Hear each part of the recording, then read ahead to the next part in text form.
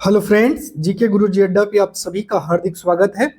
आज हम लोग उत्तराधिकार की मुगल परंपराएं जो हैं इस टॉपिक का अध्ययन करेंगे। जिसको भी नोट्स लेना है इसी व्हाट्सएप नंबर पे मैसेज करके नोट से संबंधित सारी जानकारी प्राप्त कर सकता है। नोट्स की कीमत दीपावली तक 99 रुपीज रखी गई है, जिसमें आपको एसएसटी, सीडीपी और हिंदी तीनों की नोट्स प्रदान की जाएगी। दीपावली के बाद ये ऑफर 199 का हो जाएगा, ऑफर कंप्लीट हो जाएगा। ठीक है, चलिए। मुगल ज्येष्ठाधिकार के नियम में विश्वास नहीं करते थे, जिसमें ज्येष्ठ पुत्र अपने पिता के राज्य का उत्तराधिकारी होता था। मतलब जैसे ज्येष्ठाधिकार का मतलब है जो बड़ा बेटा है वो गद्दी पर बैठेगा। इसके विपरीत उत्तराधिकार में वे शहदायद की मुगल और तैमूर वंशों की प्रथा को अपनाते थे। ये प्रश्न 2024 में बन चुका है, इंपॉर्टेंट है,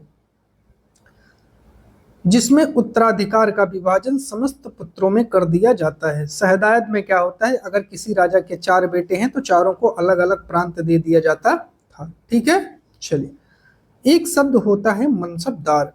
मनसबदार शब्द का प्रयोग ऐसे व्यक्तियों के लिए होता था जिन्हें कोई मनसब यानी सरकारी हैसियत अथवा पद मिला होता है।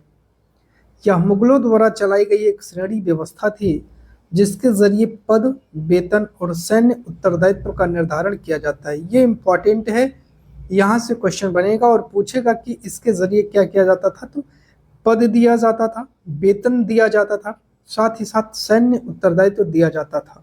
ठीक है, और अगर पूछ ले मनसब का मतलब क्या होता है बाबू, तो कोई सरकारी पद। क्या होता है? सरकारी पद या उसकी हैसियत। ठीक है।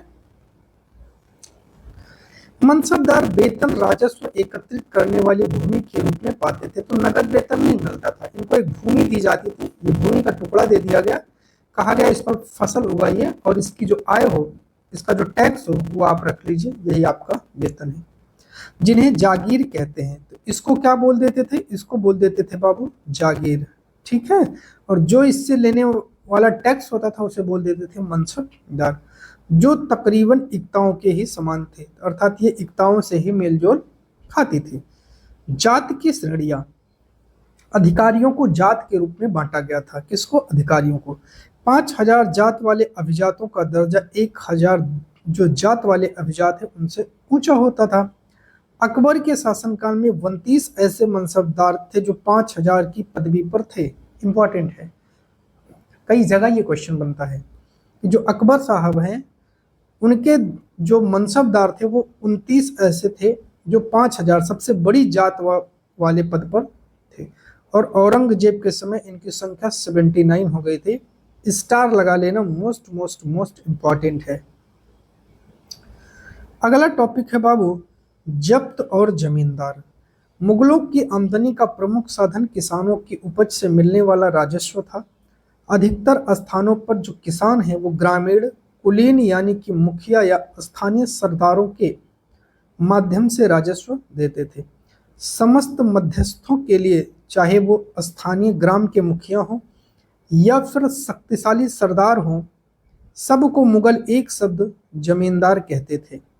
चाहे वो गांव का छोटा मुखिया हो, बड़ा मुखिया हो, कोई शक्तिशाली सरदार हो, सबको एक शब्द से बुलाते थे, जमींदार।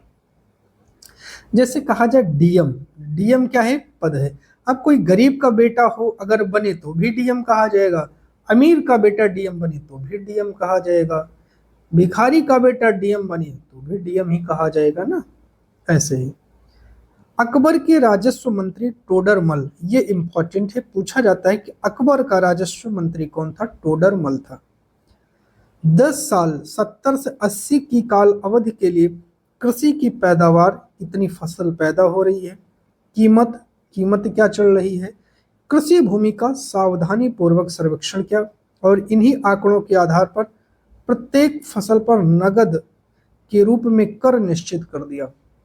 जब 10 वर्ष तक पूरा उसने घूम घूम कर अनुभव लिया, उसे ये पता लग चुका था कि कितना लगभग टैक्स लिया जाए। प्रत्येक सूबा, सूबा का मतलब होता है बाबू प्रांत। क्या होता है?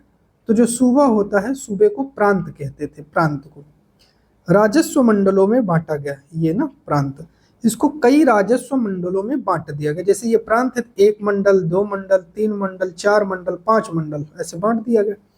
और प्रत्येक की हर फसल के लिए राजस्व की दर की अलग सूची बनेगी। यहाँ अच्छी फसल होती थी तो यहाँ की दर अलग, यहाँ कुछ कम अच्छी फसल, यहाँ कुछ कम, यहाँ बहुत अच्छी फसल, यहाँ कुछ और ज्यादा कर, यहाँ एकदम फसल कम, बहुत कम चार्ज है ना। ऐसे राजस्व प्राप्त करने की इस व्यवस्था को जब्त कहा जाता था। जो ये व्यवस्था थी इसे जब्त व्यवस्था के नाम से जाना जाता था। ये टॉपिक स्टार लगा लेना, भर भर के क्वेश्चन यहां से बनते हैं। अकबर ने अपने करीबी मित्र और दरबारी अबू फजल को आदेश दिया कि वह उसके शासनकाल का इतिहास लिखें। अबू फजल ने इस इतिहास को 3 जिल्दों में लिखा और इसका शीर्षक रखा अकबर नामा। जैसे ये बुक है, इसके ऊपर जो नाम रहता है इसका नाम है अकबर नामा, और इसके भाग कितने थे? 3 पार्ट, 3 शीर्षक में इसको डिवाइड किया। जैसे आपके यहाँ चैप्टर होते तो याद रख लीजिएगा 3 चैप्टर में था, पहला चैप्टर, दूसरा चैप्टर और तीसरा चैप्टर। जो पहली जिल्द है इसमें अकबर के पूर्वजों का बयान, जाहिर सी बात है पहली जिल्द में क्या रहेगा, इसको रटना क्या है ऐसे समझ लो। पहली जिल्द होगी उसमें क्या रहेगा बाबू, अपने पूर्वज का ही जिक्र करेगा। दूसरी जिल्द में जो अकबर के शासन की घटनाएं हैं उसका विवरण है, और जो तीसरी जिल्द है इसे आईने अकबरी कहते हैं। मोस्ट इंपॉर्टेंट है, स्टार लगा लो, आईने अकबरी कहते हैं। अब जो आईने अकबरी है इसमें अकबर का जो प्रशासन है, उसके राजघराने के साथ जो संबंध है, उसकी जो सेना है, उसका जो राजस्व और साम्राज्य का जो भूगोल है, जहां तक विस्तार है, इन सभी की जानकारी मिलती है। इसमें समकालीन भारत के लोगों की परंपराओं और संस्कृतियों का भी विस्तृत वर्णन है। आईने अकबरी का सबसे रोचक आयाम है कि विविध प्रकार की चीजों जैसे फसलों, पैदावार, कीमतों, मजदूरी और राजस्व का सांख्यिकीय विवरण यहाँ आपको देखने को मिल जाता है। इंपॉर्टेंट है, स्टार छाप लो। ठीक बाबू, चलो। प्रशासन के मुखिया अभिलक्षण अकबर ने निर्धारित किए थे, इसका विस्तृत वर्णन अबू फजल की अकबरनामा, विशेषकर आईने अकबरी जो तीसरी जिल्द है उसमें मिलता है। अबू फजल के अनुसार साम्राज्य कई प्रांतों में बटा था जिन्हें सूबा कहा जाता था। सूबों के जो प्रशासक होते थे वो सूबेदार कहलाते थे, जो राजनीतिक तथा सैनिक दोनों प्रकार के कार्यों का निर्वहन करते थे। राजनीति का भी काम वही देखते थे और सेना का भी काम वही देखते थे। प्रत्येक प्रांत में केवल एक वित्तीय अधिकारी होता था जो दीवान। तो मान लो ये बाबू आपका एक प्रांत है, सूबा है, यहाँ सिर्फ 2 अधिकारी होते थे। एक का नाम होता था सूबेदार, ये क्या करता था बाबू, ये 2 काम करता था। इसके पास राजनीतिक काम थे और जो सैनिक क्षेत्र था वो था, और दूसरा एक अधिकारी बना दिया गया जिसको कहते थे दीवान। इनसे कहा गया बाबू आप टैक्स वसूलो, पैसे का लेखा जोखा रखो, कितना सेना पे खर्च हो रहा है, कितना राजनीति में खर्च हो रहा है, इन सब पर हिसाब रखना है तुमको। 2 अधिकारी होते थे। ठीक, चलिए अब बात करते हैं बाबू सुलह ए कुल की। ये क्या है? अकबर की सुलह ए कुल की जो नीति है, उनके पुत्र जहांगीर ने इसका वर्णन किया है। तो ये पूछेगा वर्णन किसने किया? जहांगीर ने। ईश्वरीय अनुकंपा के विस्तृत आंचल में सभी वर्गों और सभी धर्मों के अनुयायियों की एक जगह है, इसलिए उसके विशाल साम्राज्य में जिसकी चारों ओर की सीमाएं केवल समुद्र से निर्धारित होती थी, विरोधी धर्मों के अनुयायियों और तरह तरह के अच्छे बुरे विचारों के लिए जगह थी। यहाँ असहिष्णुता का मार्ग बंद था। सुन्नी और शिया एक ही मस्जिद में इकट्ठा होते थे। ईसाई और यहूदी एक ही गिरजाघर में प्रार्थना करते थे।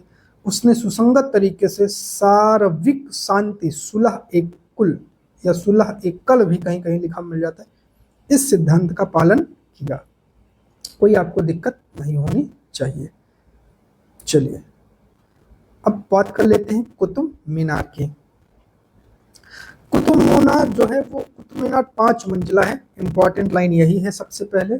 अभिलेखों की जो पट्टियां हैं इसके छज्जों के नीचे हैं। पहली मंजिल का निर्माण ऐबक ने करवाया 1199 में। शेष मंजिल का निर्माण 1232 के आसपास इल्तुतमिश ने करवाया। इंपॉर्टेंट है। कई वर्षों में यह आंधी तूफान और भूकंप की वजह से क्षतिग्रस्त होती गई। तो अलाउद्दीन खिलजी, मोहम्मद तुगलक, फिरोज शाह तुगलक, इब्राहिम लोदी ने इसकी मरम्मत करवाई।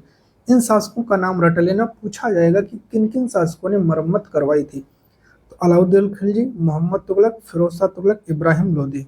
जो लोदी वंश का और पूरे मुगल मुगल वंश का अंतिम शासक सल्तनत, दिल्ली सल्तनत का अंतिम शासक इब्राहिम लोदी था।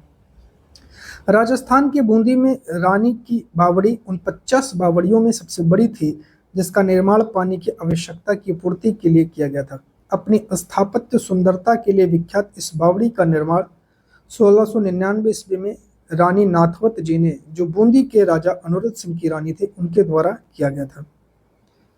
शिव जी की स्तुति में बनाए गए कंदरिया महादेव मंदिर का निर्माण चंदेल राजवंश के राजा धंगदेव के द्वारा 999 ईस्वी में किया गया था। खजुराहो समूह में राजकीय मंदिर सम्मिलित थे जहां सामान्य जनमानस को जाने की अनुमति नहीं थी। ये मंदिर सुपरिष्कृत उत्कीर्ण मूर्तियों से अलंकृत थे। ये वीडियो आप सभी को कैसी लगी कमेंट करके बताइएगा। इसके आगे की जो क्लास है वो आप सभी को कल मिलेगी। चैनल पर नए हैं तो सब्सक्राइब कर लीजिएगा, वीडियो को लाइक और शेयर जरूर करिएगा। बहुत बहुत धन्यवाद।